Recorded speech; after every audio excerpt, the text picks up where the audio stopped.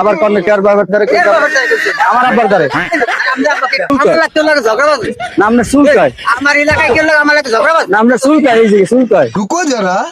सबर करो। ভালোই কইছেন আমার আব্বারে বলে কইছেন আমার নাক ফাটাইবেন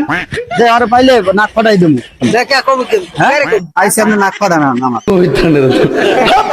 কেন না করাম আপনি ভালোই শুরু করছেন না কেন না করাম আমার নাক ফাটাইবেন বলে কইছেন যে তোমার বলার পরে নাক ফাটামু